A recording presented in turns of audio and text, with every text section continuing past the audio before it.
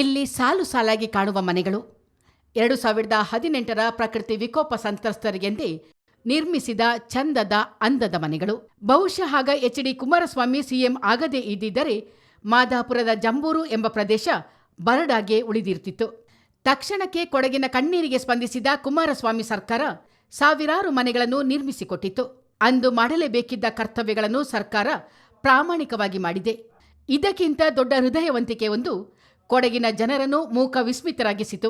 ಜಲಪ್ರಳಯಕ್ಕೆ ಸಿಲುಕಿ ಅನೇಕ ಕುಟುಂಬಗಳು ಮನೆ ಮಠ ಕಳೆದುಕೊಂಡು ಬೀದಿ ಪಾಲಾದಾಗ ಮಾತೃಹೃದಯದ ಇನ್ಫೋಸಿಸ್ನ ಸುಧಾಮೂರ್ತಿಯವರು ಸಂತ್ರಸ್ತರಿಗಾಗಿ ಮನೆಗಳನ್ನು ನಿರ್ಮಿಸಿಕೊಡುವುದಾಗಿ ಘೋಷಿಸಿದ್ದರು. ಅಲ್ಪಕಾಲದಲ್ಲೇ 200 ಮನೆಗಳು ಎದ್ದು ನಿಂತವು.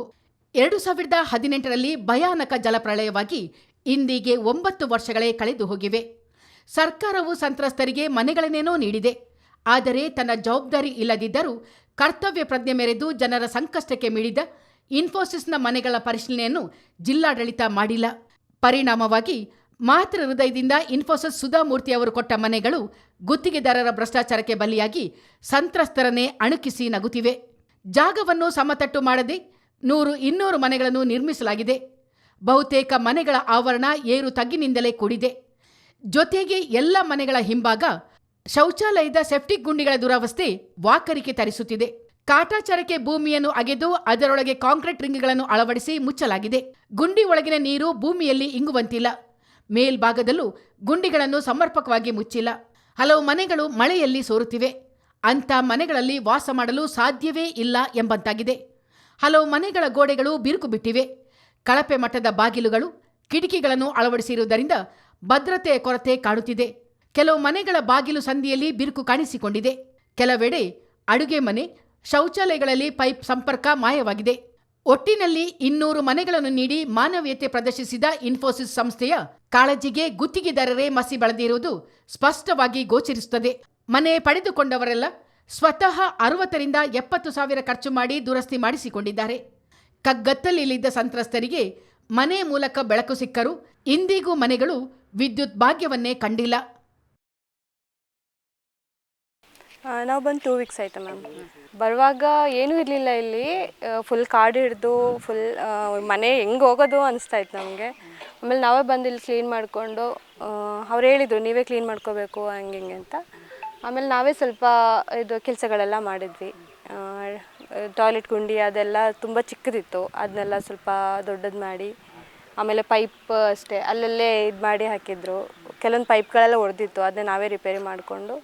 ಕ್ರ್ಯಾಕ್ ಇತ್ತು ಅಂದರೆ ಇದು ಲೀಕೇಜ್ ಇತ್ತು. ಅದನ್ನೆಲ್ಲ ವಾಟರ್ ಪ್ರೂಫಿಂಗ್ ಮಾಡೋಷ್ಟು ಟೈಮ್ ಇರಲಿಲ್ಲ, ಯಾಕೆಂದರೆ ಮಳೆ ಬಂದಿತ್ತಲ್ಲ ನಮಗೆ. ಮಳೆ ಇರುವಾಗ ವಾಟರ್ ಪ್ರೂಫಿಂಗ್ ಮಾಡೋಕ್ಕಾಗಲ್ಲ. ಆದರೂ ಒಂದು ಸ್ವಲ್ಪ ಬಿಸಿಲಿರೋ ಟೈಮಲ್ಲಿ ಅಂದರೆ ಲೀಕೇಜ್ ಕಡಿಮೆ ಏನಾಗೋ ಥರ ಏನೇನೋ ಮಾಡ್ಕೊಂಡ್ವಿ ಅಷ್ಟೇ. ಆದರೂ ನಿಂತಿಲ್ಲ, ಲೀಕೇಜ್ ನಿಂತಿಲ್ಲ, ಇವಾಗಲೂ ಲೀಕೇಜ್ ಆಗ್ತಾನೇ ಇದೆ. ಕರೆಂಟ್ ಇಲ್ಲದೆ ತುಂಬ ತೊಂದರೆ ಆಗ್ತಿದೆ. ಏನೂ ಮಾಡೋಕ್ಕಾಗಲ್ಲ. ಇವಾಗ ನನ್ನ ಮಗನ ಸ್ಕೂಲ್ಗೆ ಹಾಕಿದ್ದೀನಿ. ಆದರೆ ಇದು ಏನು ಎಮರ್ಜೆನ್ಸಿ ಲೈಟ್ ಆ ಕಡೆಯಿಂದ ಇದು ಮಾಡ್ಕೊಂಡು ಯೂಸ್ ಮಾಡ್ಕೊತಾ ಇದ್ದೀವಿ. ಬರುತ್ತೆ ಅಂತ ಹೇಳ್ತಿದ್ದಾರೆ, ಯಾವಾಗ ಅಂತ ಗೊತ್ತಿಲ್ಲ. ಮೊದಲೇ ಕೊಟ್ಟಿದ್ರೆ ತುಂಬ ಒಳ್ಳೆಯದಿತ್ತು. ಅದಕ್ಕೆ ಇಲ್ಲಿ ಇನ್ನೂ ತುಂಬ ಜನ ಬರಬೇಕು, ಕರೆಂಟ್ ಇಲ್ಲ ಅಂತಲೇ ಬರ್ತಾ ಇಲ್ಲ. ನೀರು ನಾವು ಬಂದ ಮೇಲೆ ಕೊಟ್ಟಿರೋದು. ಬಂದು ಎಲ್ಲ ಕೆಲಸ ಆಗುವಾಗ ನೀರು ಕೊಟ್ಟಿರಲಿಲ್ಲ. ಸ್ವಲ್ಪ ನಾವಿಲ್ಲಿ ಯಾವಾಗ ಸ್ಟೇ ಆಗ್ತಿದ್ವಿ ಆವಾಗಿಂದ ನೀರು ಕೊಟ್ಟಿದ್ದು ನಮಗೆ. ಇಲ್ಲಿ ಬರುವಾಗ ಆಲ್ಮೋಸ್ಟ್ ಫುಲ್ ಕಾಡು ಕೂಡಿ ಮನೆ ಒಳ್ಳೆ ಬೂತ್ ಬಂದಿದ್ದ ಥರ ಇತ್ತು. ನಮಗೆ ಸಿಕ್ಕಿರೋದು ಇನ್ಫೋಸಿಸ್. ಅವರು ಅಷ್ಟು ದುಡ್ಡು ಖರ್ಚು ಮಾಡಿ ಒಂದು ಕಾಂಟ್ರಾಕ್ಟಿಗೆ ಕೊಟ್ಟ ಮೇಲೆ ಅದನ್ನು ಒಂದು ಚೆನ್ನಾಗಿ ಮಾಡ್ಬೋದಾಯಿತು. ಯಾರಿಗೆ ಅಂದರೆ ಆಸೆ, ನಮ್ಮ ಮನೆಯೆಲ್ಲ ಹೋದವರಿಗೆ, ಕಷ್ಟದಲ್ಲಿದ್ದವರಿಗೆ ಫಸ್ಟ್ಲೇ ಒಂದು 4 ವರ್ಷ ಹಿಂದೆ ಕೊಟ್ಟಿದ್ರೆ ಚೆನ್ನಾಗಿರ್ತಿತ್ತು ಏನೋ. ಬರುವಾಗ ಫುಲ್ ಕಾಡೆಲ್ಲ ಸೇರಿತ್ತು. ಅದನ್ನೆಲ್ಲ ನಾವೇ ಕ್ಲೀನ್ ಮಾಡಿ, ಪಂಚಾಯತಿಯವರು 1-2 ಸತಿ ಕ್ಲೀನ್ ಮಾಡಿದರು. 2 ವರ್ಷ, ಅದು 4 ವರ್ಷ ಆಯ್ತಲ್ವಾ. ಹಂಗಾಗಿ ನಾವು ಬರೋದಕ್ಕೆ ಫುಲ್ ಕಾಡೆಲ್ಲ ನಾವೇ ಕ್ಲೀನ್ ಮಾಡಿ, ಮತ್ತು ಪೈಪ್ಲೈನ್ ಹಿಡಿದು ಕೆಲಸ, ಯಾಕೆಂದರೆ ಕೆಲಸ ಫಿನಿಷಿಂಗ್ ಇತ್ತೇ ಇಲ್ಲ. ಒಂದು ಟೈಲ್ಸ್ ಹಾಕಿದ್ರು, ಬರೀ ಮರಳು ತುಂಬಿಸಿ ಡೋರು ಒಳಗೆ ಆವಾಗ ಬರೀ ಮರಳು ತುಂಬಿಸಿ ಡೋರನ್ನು ಕೂರಿಸ್ಬಿಟ್ಟಿದ್ದಾರೆ.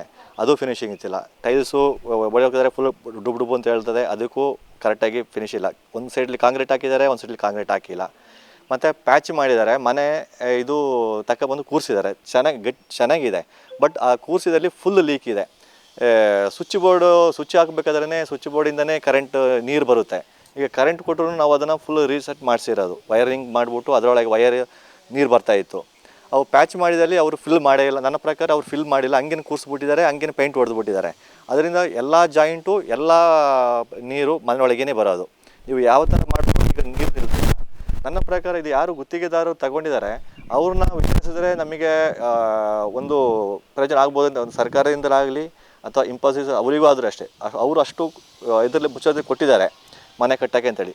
ಕಟ್ಟಿದವರು ಕರೆಕ್ಟಾಗಿ ಕಟ್ಟಿದರೆ ಚೆನ್ನಾಗಿರ್ತಿತ್ತು, ಇನ್ನೂ ಚೆನ್ನಾಗಿರ್ತಿತ್ತು ಅಂತ ಏನೋ ನನ್ನ ಅಭಿಪ್ರಾಯ. ಆ ಗುತ್ತಿಗೆದಾರನ ಮಾತಾಡ್ಸಿದ್ರೆ ಏನೋ ಒಂದು ಪ್ರಯೋಜನ ಆಗ್ಬೋದು. ಅವ್ರು ಯಾವ ಥರ ಎಷ್ಟು ಮನೆಗೆ ಹೆಂಗೆ ಖರ್ಚು ಮಾಡಿದ್ದಾರೆ ಅವನು, ಯಾಕೆಂದರೆ ಅದೇ ಶಿಕ್ಷೆ ಆಗ್ಬೋದು ಅಂತ ಹೇಳಿ ಒಂದು ಮನೆಗೆ ಎಷ್ಟು ಅಂತ ಕೊಟ್ಟಿರ್ತಾರೆ. ಆ ಥರ ಮಾಡಿದರೆ ನೀಟಾಗಿ ಇನ್ನೂ ಗಟ್ಟಿಯಾಗಿರ್ತಿತ್ತು ಮನೆ. ಏನೋ ಇವರು ಬೇಕಾಬಿಟ್ಟು ಯಾರೂ ನೋಡಿಲ್ಲ, ಫಿನಿಶಿಂಗ್ ಒಂದೊಂದು ಮನೇಲಿ ಫಿನಿಶಿಂಗ್ ಮಾಡಿಲ್ಲ, ಬೇರೆ ಬೇರೆ ಟೈಪ್ ಮಾಡಿದ್ದಾರೆ. ಸೊ ನನ್ನ ಪ್ರಕಾರ ಗುತ್ತಿಗೆದಾರನ್ನೇ ಒಂದು ಸತಿ ಮಾಡ್ಕೋಬೋದು, ಅಂದರೆ 100% ನಾವೇ ಮಾಡ್ಕೊಳ್ಬೋದಿತ್ತೇನೋ ಅಂತ ನಮ್ಮ ಅಭಿಪ್ರಾಯ. ಬರುವಾಗೆಲ್ಲ ಕಚ್ಚಿಡ್ದು ಉಂಬಿ ಎಲ್ಲ ಗಲೀಜಿ ಆಗಿತ್ತು. ನಾವು ಬಂದೆಲ್ಲ ಕ್ಲೀನ್ ಮಾಡಿದ್ದು. ಬಂದು ನೋಡಿದ್ರೆ ಟಾಯ್ಲೆಟ್ ಗುಂಡಿ ಇಲ್ಲ, ಮತ್ತು ಈಗ ಕರೆಂಟೂ ಇಲ್ಲ. ನಾವೇ ತೆಗ್ಸಿದ್ವು. ಏನು ಸರಿ ಇರಲಿಲ್ಲ, ಏನು ಸರಿ ಇತ್ತಿಲ್ಲ, ಎಲ್ಲ ಪಾಡಿದೋಗಿತ್ತು. ಹೌದು. ನಿಮಗೆ ಬಂದಾಗ ತೊಂದರೆ ಆಗಲಿಲ್ವಾ? ತೊಂದರೆ ಆಯಿತು, ಎಲ್ಲ ಕೆಲಸ ಮಾಡಿ ಟಾಯ್ಲೆಟ್ ಗುಂಡಿ ಎಲ್ಲ ಮಾಡಿ ಮತ್ತೆ ಬಂದಿದ್ದು ನಾವು. ಸುಮಾರು ಆಯಿತು ಖರ್ಚು ನಮಗೆ ಟಾಯ್ಲೆಟ್ ಗುಂಡಿ ಎಲ್ಲ.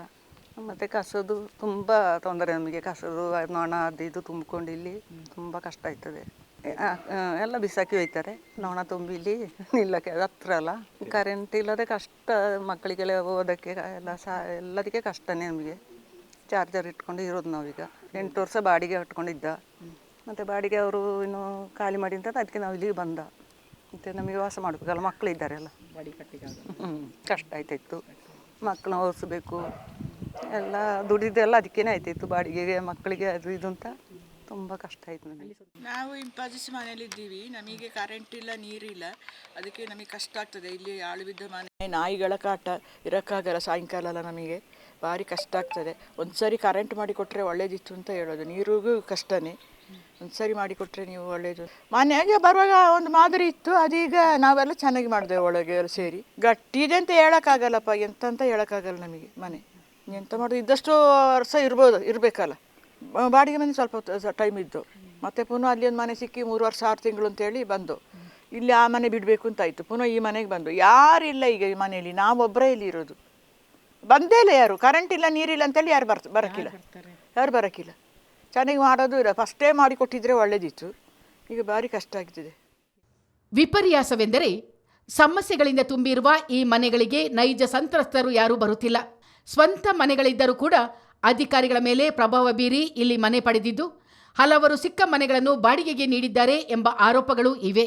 ನೈಜ ಸಂತ್ರಸ್ತರನ್ನು ಪತ್ತೆ ಹಚ್ಚಲು ಆಯಾ ಗ್ರಾಮ ಪಂಚಾಯಿತಿಗಳನ್ನು ವಿಶ್ವಾಸಕ್ಕೆ ಪಡೆಯದೆ ಅಧಿಕಾರಿಗಳೇ ಏಕಸೌಮ್ಯ ಮೆರೆದ ಹಿನ್ನೆಲೆಯಲ್ಲಿ ಮನೆ ಹಸ್ತಾಂತರದ ಲೆಕ್ಕಾಚಾರವೇ ಉಲ್ಟ ಆಗಿದೆ ಎನ್ನುತ್ತಾರೆ ಮಾದಾಪುರ ಪಂಚಾಯಿತಿಯ ಮಾಜಿ ಸದಸ್ಯ ಲತೀಫ್. 200 ಮನೆಗಳಲ್ಲಿ ಸರಿಸುಮಾರು 100 ಮನೆಗಳು ಹಂಚಿಕೆಯಾಗಿವೆ. ಕೆಲವರಿಗೆ ಇಲ್ಲಿ ಬರಲು ಆಸಕ್ತಿ ಇಲ್ಲ. ಇನ್ನು ಕೆಲವು ಮನೆಗಳಿಗೆ ಜನರೇ ಬಾರದೆ ಕುರುಚಲು ಕಾಡು ಬೆಳೆದು ನಿಂತಿದೆ. ಸಂತ್ರಸ್ತರಿಗೆ ಮನೆ ನಿರ್ಮಾಣ ಅಥವಾ ಹಂಚಿಕೆ ವೇಳೆ ಮಾದಾಪುರ ಪಂಚಾಯಿತಿಗೆ ಮಾಹಿತಿ ನೀಡದ ಅಧಿಕಾರಿಗಳು ಸಮಸ್ಯೆಯಾದರೆ ಮಾತ್ರ ಪಂಚಾಯಿತಿಯನ್ನೇ ಬೊಟ್ಟು ಮಾಡುತ್ತಿದ್ದಾರೆ ಎಂಬುದು ಲತೀಫ್ ಆರೋಪ. ಈಗ ಇನ್ಫೋಸಿಸ್ ಅವರು ಒಂದು 200 ಮನೆ ಕಟ್ಟಿದ್ದಾರೆ. ಇದು ನೋಡಬೇಕಾದ್ರೆ ಭಾಳ ಒಂದು ಬೇಜಾರ ಸಂಗತಿ ಆಯ್ತಾ ಕಾಣ್ತಾ ಉಂಟು. ಏಕೆಂತ ಹೇಳಿದ್ರೆ ಇದು ಕಟ್ಟಿ ಅಂದಾಜಿ 1 ವರ್ಷ ಆಗಿರ್ಬೋದು ಅಂತ ಕಾಣ್ತದೆ. ಈಗ 2 ವರ್ಷ ಆಗಿರ್ಬೋದು. ಏಕೆಂತ ಹೇಳಿದ್ರೆ ಈಗ ಕಟ್ಟಿರೋದು ಸುಧಾಮೂರ್ತಿಯವರು ಅವರ ಇದರಲ್ಲಿ ಕಟ್ಟಿರೋದು. ಇದು ಪಂಚಾಯಿತಿಗೆ ಎಂಡ್ ಓವರ್ ಆಗಿ ಅಂತ ಹೇಳಿದ್ರೆ ಇದ್ರದ್ದು ಹಕ್ಕುಪತ್ರವನ್ನು ಮಡಿಕೇರಿ ಡಿ ಸಿ ಆಫೀಸಲ್ಲಿ ಕೊಟ್ಟಿದ್ದಾರೆ. ಅದರ ಮಧ್ಯದಲ್ಲಿ ಕೀ ತಂದುಬಿಟ್ಟು ನಮ್ಮ ಪಂಚಾಯಿತಿ ಪಿ ಡಿ ಅವರಿಗೆ ಹ್ಯಾಂಡ್ ಓವರ್ ಮಾಡಿದ್ದಾರೆ. ಪಿ ಡಿ ಒ ಏನು ಅಂತ ಹೇಳಿದ್ರೆ ಇದರಲ್ಲಿ ತುಂಬ ಕೆಲಸಗಳು ಅವರ ಕೈಯಲ್ಲಿ ಆಗುವಂಥ ಕೆಲಸಗಳು ಮಾಡಿದ್ದಾರೆ. ಈಗ ನೋಡಬೇಕಾದ್ರೆ ತುಂಬ ಬೇಜಾರಾಗ್ತಾ ಇದೆ. ಏಕೆಂತ ಹೇಳಿದ್ರೆ ಇಲ್ಲಿ ಕಾಡು ಬೆಳೆದಿದೆ. ಸರ್ಕಾರನೂ ಕೂಡ ಮತ್ತು ಕರೆಂಟುದು ಇಲ್ಲಿ ಕೊಡಲಿಕ್ಕೆ ಲೇಟಾಗಿದ್ದು ವಿಷಯ ಏನು ಅಂತ ಹೇಳಿದ್ರೆ ಕರೆಂಟುದು ಸಮಸ್ಯೆಗಳಿತ್ತು. ಕರೆಂಟ್ ಈಗ ಇವರು ಎಲ್ಲ AC DC ತಹಸೀಲ್ದಾರು ಎಲ್ಲ ಸೇರಿ ಇವರು ಕರೆಂಟ್ ಇಲ್ಲ ಅಂತೇಳಿ ಅಪ್ಲಿಕೇಶನ್ ಕೊಟ್ಟಾಗ ಇವರ ಎಲ್ಲ ಸಮೂಹದಲ್ಲಿ AWಗೆ ಕೊಟ್ಟಿದ್ದಾರೆ. ಇವರೆಲ್ಲ ಅಪ್ಲಿಕೇಶನೆಲ್ಲ AW ಈಗ ತಗೊಂಡಿದ್ದಾರೆ. ಅದು ಈಗ ಸದ್ಯದಲ್ಲಿ ಆಗ್ತದೆ. ಅದು ಅಲ್ಲದೆ ಈಗ ನೀರಿದು ವ್ಯವಸ್ಥೆ ಗ್ರಾಮ ಪಂಚಾಯಿತಿಯಿಂದ ಕೊಟ್ಟಿದ್ದಾರೆ. ಗ್ರಾಮ ಪಂಚಾಯಿತಿ ಅದಕ್ಕೆ ವ್ಯವಸ್ಥೆಗಳು ಮಾಡಿದ್ದಾರೆ. ನೀರು ಎಲ್ಲ ಮನೆಗಳಿಗೂ ಕೊಟ್ಟಿದ್ದಾರೆ. ಈಗ 104 ಮನೆ ಈಗ ಸದ್ಯಕ್ಕೆ ಇವರಿಗೆ ಡಿಸ್ಟ್ರಿಬ್ಯೂಟ್ ಆಗಿರೋದು ಅದರಲ್ಲಿ 86 ಮನೆಗೆ ಮಾತ್ರ ಕೀ ತಗೊಂಡಿದ್ದಾರೆ.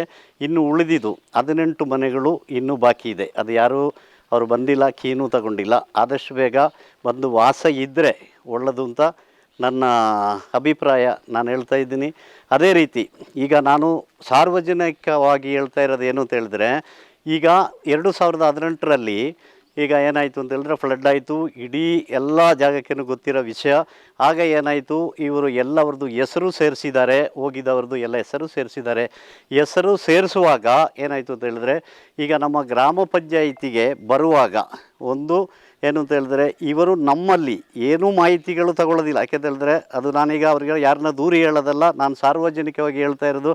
ಏಕೆಂತ ಹೇಳಿದ್ರೆ ಮಾದಾಪುರ ಅಂತಲ್ಲ, ಯಾವುದೇ ಒಂದು ಪಂಚಾಯಿತಿಯಲ್ಲಿ ಆ ಪಂಚಾಯಿತಿಯಲ್ಲಿ ಅವರು ಆ ಸದಸ್ಯರಿಗೆ, ಅಲ್ಲಿರೋ ವಾರ್ಡ್ ಸದಸ್ಯರಿಗೆ ಗೊತ್ತಾಗ್ತದೆ ಯಾರು ಎಲ್ಲಿ ಯಾರ್ದು ಮನೆಗಳು ಹೋಗಿದೆ ಅಂತ ಹೇಳ್ಬಿಟ್ಟು ಅವರಿಗೆ ಗೊತ್ತಾಗ್ತದೆ. ಇದು ಹೇಗೆ ಅಂತ ಹೇಳಿದ್ರೆ, ಇದು ಹೋಗೋದು ಎಲ್ಲಿಗೆ ಅಂತ ಹೇಳಿದ್ರೆ ರೆವೆನ್ಯೂ ಡಿಪಾರ್ಟ್ಮೆಂಟ್, ತಹಸೀಲ್ದಾರು ಮತ್ತು RI ಈ ಥರದಲ್ಲಿ ಹೋಗಿ ಏನಾದರೂ ಎಲ್ಲ ಮನೆಗಳು ಅಲ್ಲಿಂದ ಹೋಗಿ ತಹಸೀಲ್ದಾರು DC AC ಅಲ್ಲಿಂದ ಇದು ಮನೆಗಳದ್ದು ಲೀಸ್ಟು ಆಗ್ತದೆ. ಮತ್ತು ಏನಾದರೂ ಕಂಪ್ಲೇಂಟ್ ಬಂದ ಅಲ್ಲಿ ಮಾತ್ರ ನಮ್ಮ ಪಂಚಾಯಿತಿ ಮಾದಾಪುರ ಯಾವುದೇ ಒಂದು ಪಂಚಾಯಿತಿಗೆ ಹೋಗೋದು. ಅದಕ್ಕಿಂತ ಸರ್ಕಾರ ಲೆವೆಲಲ್ಲಿ ಏನಿದ್ರೂ ಕೂಡ ಇಂಥ ಮನೆಗಳು ಕೊಡಬೇಕಾದ್ರೆ ಮನೆಗಳು ಯಾರಿಗೆ ಕೊಟ್ಟಿದೆ ಅಂತ ಅಲ್ಲ ನಾನು ಹೇಳ್ತಾ ಇರೋದು. ಯಾಕೆಂತ ಹೇಳಿದ್ರೆ ಅದೊಂದು ನಮಗೆ ಆ ಪಂಚಾಯಿತಿ ಒಂದು ಮಾಹಿತಿ ತಿಳಿಸಿದರೆ ಒಳ್ಳೆಯದಿತ್ತು ಅಂತ ನಾನು ಹೇಳ್ತಾ ಇದ್ದೀನಿ. ನನ್ನ ಇಷ್ಟು. ಅದು ಅಲ್ಲದೆ ಈಗ ಕಸದು ನಮಗೆ ಈಗ ಆಲ್ರೆಡಿ 400 ಮನೆಗೆ 383 + 200 ಅದರಲ್ಲಿ 86 ಮನೆ ಈಗ ಆಗಿರೋದು 466 ಮನೆಗಳಿದೆ. ಈಗ 180 ಈಗ ತೆಗೆದಿರೋದು 86 ಮನೆ. ಈಗ 86 104 ಮನೆ ಈಗ ಡಿಸ್ಟ್ರಿಬ್ಯೂಟ್ ಆಗಿರೋದು. ಅದರಲ್ಲಿ 86 ಮನೆ ಈಗ ಕೀ ತಗೊಂಡಿದ್ದಾರೆ. ಬಾಕಿ ಉಳಿದಿದ್ದು 18 ಮನೆಯೂ ಬ್ಯಾಲೆನ್ಸ್ ಇರ್ತದೆ. ಈಗ ನಮಗೆ ಇರೋದು ಸರ್ಕಾರದಿಂದ ಕೊಟ್ಟಿರೋದು ನಮಗೆ ಒಂದು ಅಂದಾಜು ಒಂದು 50 ಸೆಂಟ್ ಅಂತೇಳಿ ತಹಸೀಲ್ದಾರ್ ಬಂದು ಅವತ್ತು ಇಲ್ಲಿ ಬಂದುಬಿಟ್ಟು ಎಲ್ಲ ಬಂದಿದ್ದಾರೆ, ಬಂದು ಕಸ ವಿಲೇವಾರಿಗೆ ಅಂತ ಕೊಟ್ಟಿದ್ದಾರೆ. ಅದು ಇನ್ನೂ 50 ಅಲ್ಲ, ಇನ್ನು ಇಲ್ಲಿ 2 ಎಕರೆ ಇದ್ರೂ ಕೂಡ ಇಲ್ಲಿ ಸಾಲಕ್ಕಿಲ್ಲ. ಯಾಕಂತೇಳಿದ್ರೆ ಅಷ್ಟು ಕಸಗಳು ಇಲ್ಲಿ ಬರ್ತಾ ಇದೆ. ಅದು ಆದಷ್ಟು ಬೇಗ ಸರ್ಕಾರ ಲೆವೆಲಲ್ಲಿ ಎಲ್ಲರೂ ಸೇರಿ ಅದನ್ನು ಕೊಡಬೇಕು ಅಂತ ಕೇಳ್ಕೊಂಡು, ಸದ್ಯಕ್ಕೆ ಸಮಸ್ಯೆಗಳ ಕೂಪವಾಗಿರುವ ಜಂಬೂರಿನ ಇನ್ಫೋಸಿಸ್ ಬಡಾವಣೆ ಹಸ್ತಾಂತರವಾಗದಿದ್ದರೂ ಮಾದಾಪುರ ಪಂಚಾಯಿತಿಯೇ ಜವಾಬ್ದಾರಿ ವಹಿಸಿಕೊಂಡಿದೆ. ಕುರುಚಲು ಕಾಡು ಕಳೆದು ಸ್ವಚ್ಛಗೊಳಿಸುತ್ತಿದೆ, ಕುಡಿಯುವ ನೀರನ್ನು ಸರಬರಾಜು ಮಾಡುತ್ತಿದೆ. ಇದೇ ಬಡಾವಣೆಯ ಕೊನೆಯಲ್ಲಿ ಅವೈಜ್ಞಾನಿಕವಾಗಿ ಇಡೀ ಮಾದಾಪುರದ ಕಸವನ್ನು ವಿಲೇವಾರಿ ಮಾಡಲಾಗುತ್ತಿದೆ. ಬೀದಿ ನಾಯಿಗಳ ಹಾವಳಿಯೂ ಹೆಚ್ಚಿದೆ, ಕಳ್ಳರು ಹಾಗೂ ಪುಂಡರ ಹಾವಳಿಯೂ ಕಾಣಿಸಿಕೊಂಡಿದೆ. ಇವೆಲ್ಲದಕ್ಕೂ ಪಂಚಾಯಿತಿ ಕ್ರಮ ವಹಿಸಬೇಕಿದೆ. ಒಟ್ಟಿನಲ್ಲಿ ಕೊಡಗಿನಲ್ಲಿ ಸಂಭವಿಸಿದ ಪ್ರಕೃತಿ ವಿಕೋಪದ ಸಂಕಷ್ಟಕ್ಕೆ ಇನ್ಫೋಸಿಸ್ ಸಂಸ್ಥಾಪಕಿ ಸುಧಾಮೂರ್ತಿ ಅವರ ಕರುಣಾಮಯಿ ಕೈಗಳು ಸ್ಪಂದಿಸಿವೆ. ಆದರೆ ಮನೆಗಳು ಹೇಗಿವೆ, ಸಂತ್ರಸ್ತರ ಕಷ್ಟ ಕಾರ್ಪಣ್ಯಗಳೇನು ಎಂಬ ಬಗ್ಗೆ ಈವರೆಗೂ ಯಾವೊಬ್ಬ ಅಧಿಕಾರಿಯೂ ತಲೆ ಕೆಡಿಸಿಕೊಳ್ಳದಿರುವುದು ದುರ್ದೈವವೇ ಸರಿ. ಚಿತ್ತಾರ ನ್ಯೂಸ್, ಮಡಿಕೇರಿ.